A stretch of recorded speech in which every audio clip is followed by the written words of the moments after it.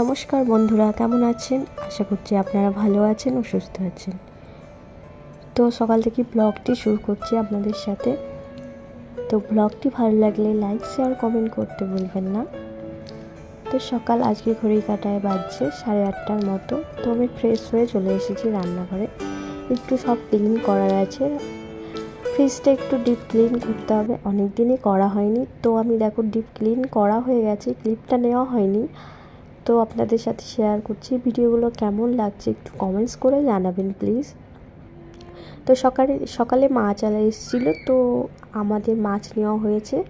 তো এটা ছিল সিলভার কাপ মাছ, এটাই নেওয়া হয়েছে। আর সবজি রাখার তাকটা একটু ময়লা হয়েছিল, সেটাই আমি আজকে পরিষ্কার করে সব সবজি ভরে রেখেছি। দেখো ভালো করে সবজিগুলো রেখে দিয়েছি, কেননা এখান থেকেই সবজি নেওয়া হয় বেশিরভাগ, আর এখানেই রেখে দিই, কেননা অনেক দিনই ডিপ ক্লিন করা হয়নি, ওই জন্য সব একটু ক্লিন করছি আর আপনাদের সাথে একটু শেয়ার করছি। তো বেসিনটাও একটু ময়লা হয়েছিল, সেটাও একটু পরিষ্কার করে নিচ্ছি। আমার ঘরের কাজকর্ম প্রায় আমার কমপ্লিট হয়ে গেছে, বিছানাপত্র তুলে নিয়েছি, ঘরও পোছা হয়ে গেছে। এই ঘরগুলো পুছতে একটু বাকি ছিল, ডাইনিংটা। তো ডাইনিংটা, রান্নাঘরটাই এবার আমি ভালো করে ক্লিন করে নেব, আর তোমাদের সাথে শেয়ার করব আজকে কি রান্না হয়েছে, কি রান্না করেছি, কি কি কাজবাজ করেছি, সেটাই আপনাদের সাথে আজকে শেয়ার করব।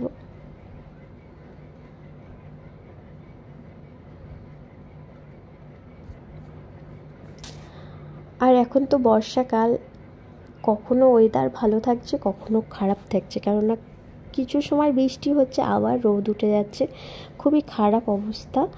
আর বাইরে জামা প্যান্টগুলো রোদে দিয়েছিলাম, একবার করে বৃষ্টি আসছে, আবার একবার করে রোদ উঠছে, তো খুবই কষ্ট হচ্ছে। একবার করে তুলতে হচ্ছে আর একবার করে মিলতে হচ্ছে।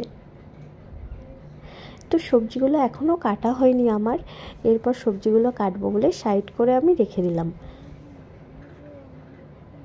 আমি ঘরটাকে পুছে নেব ভালো করে, তারপর আমি সবজিগুলোকে কাটবো। সবজিগুলোকে কেটে আমি মাকে দেবো, মা রান্নাটা করবে, কারণ মাই বেশিরভাগ রান্নাবান্না করে। আমি ঘরের সমস্ত কাজবাজ আস্তে আস্তে টুকটুক করে নিই, কেননা আমার উনুনে রাঁধতে একটু প্রবলেম হয়, কষ্ট হয়, ওই জন্য মাই রান্নাটা করে নেয় দিনের বেলায়। অন্য কিছু করার হলে আমি গ্যাসেই করে নিই অবশ্য। আর এদিকে দেখো সবজিগুলোকে ভালো করে সাজিয়ে রেখে দিয়েছি আমি ভালো করে। আর এদিকে আরাধ্যা দেখো ফোন দেখছে, এখানেই শুয়ে পড়েছে, আমি পুচ্ছি ঘরটাকে। আর আরাধ্যা বললাম, মা ম্যাগি করে দাও, ম্যাগি খাবো। তো ওকে একটা ম্যাগি করে দিলাম। ও ম্যাগি করে দিলে ওর কোনো প্রবলেম নেই, একা একাই খেয়ে নেবে। কিন্তু মুড়ি বা অন্য কিছু খাওয়াতে গেলে অনেকটা সময় ধরে ওকে খাওয়াতে হয়। ওকে ম্যাগিটা করে দিয়ে দেবো, ও নিজেই খেয়ে নেবে।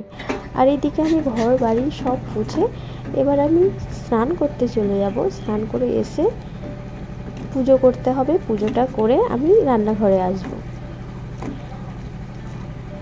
চলো ব্লগটি দেখতে থাকো। আপনাদের যদি ব্লগটি ভালো লাগে লাইক, শেয়ার, কমেন্ট করতে ভুলো না, আর সাবস্ক্রাইব করে দিও চ্যানেলটিকে।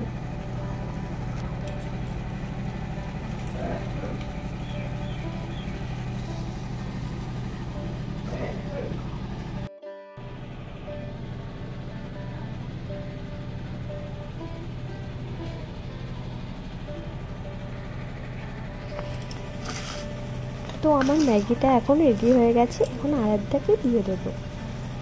আরাধ্যাকে ম্যাগি করে দিলে একদমই খাওয়াতে হয় না, ও নিজেই খেয়ে নেয়। আর ওয়েদারটা দেখো, জমিতে এত জল হয়েছে, মনে হচ্ছে জমিটা পুরো পুকুরের মতো, মনে হচ্ছে ভেসে যাবে, এমনই পরিস্থিতি হয়েছে। আর খুব খারাপ পরিস্থিতি এখন। ওই জমিটায় তো ধান লাগানো মোটেই যাবে না, এরপরেই ধান লাগাবে। তো এখানে আমার স্নান করে চলে এসেছি, এখানে পুজোটাও আমার কমপ্লিট হয়ে গেছে। এবার দেখো কি রান্না হবে সেটাই আপনাদের সাথে শেয়ার করছি। তো এখানে আমি ঢ্যাঁড়স কেটে নিয়েছি, ঢ্যাঁড়স দিয়ে, আলু দিয়ে, মাছ দিয়ে একটা ঝোল বা তরকারি হবে। আর এদিকে আরাধ্যার জন্য ঢ্যাঁড়স, আলু, পেঁপে, মাছ দিয়ে ঝোল হবে, তার জন্য কিছুটা পেঁপে দেওয়া হয়েছে। তো আমিও খাবো, সবাই খাবে। আরাধ্যার জন্য 2 পিস থাকবে আর সবাই একটা করে পেঁপে খাবে। আর পেঁপে খেতে আমাদের বাড়ির সবাই খুবই ভালোবাসে, আর পেঁপে খাওয়াটাও খুবই ভালো স্বাস্থ্যের পক্ষে।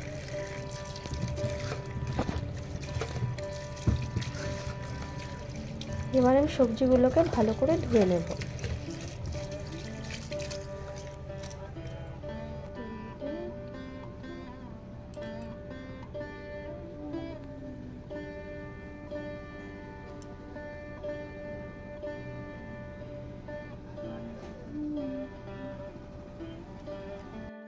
এদিকে দেখো আমাদের ভাত রান্না হয়ে গেছে, আর এদিকে আরাধ্যার ঝোলটাও রেডি হয়ে গেছে।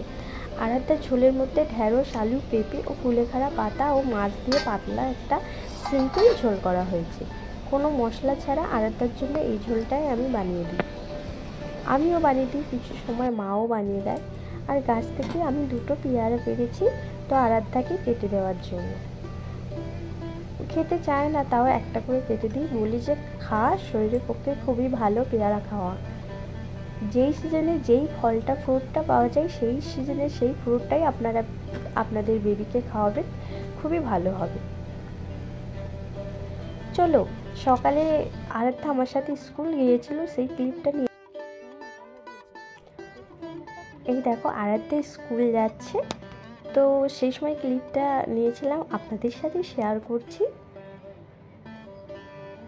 তো রাস্তায় এখান থেকে আরাধ্যা স্কুল গিয়েছিল, আসার সময়ের ভিডিও ছিল এটা। তো আরাধ্যা যাওয়ার সময় ওখানে 2টো ছাগল ছানা ছিল, সেটাই আরাধ্যা আদর করছিল, সেই ক্লিপটাই আপনাদের সাথে শেয়ার করছি।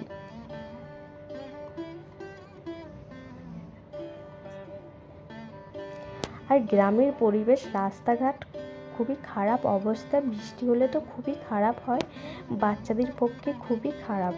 কিন্তু তাও আমি স্কুলে অভ্যাস করানোর জন্য নিয়ে যাওয়া, ওই জন্যই আরাধ্যাকে নিয়ে স্কুলে গিয়েছিলাম। কেননা এখনও আরাধ্যার 4 বছর হয়নি কমপ্লিট, তো আরাধ্যাকে অভ্যাস করানোর জন্য স্কুলে নিয়ে যাওয়া। তো ঘরে এসে বিছানাপত্র একটু অগোছালো ছিল, তো সেটাই আমি ভালো করে পরিষ্কার করে ভালো করে বেডটাকে, মানে বেড কভারটাকে পেতে দিয়েছিলাম ঝেড়ে।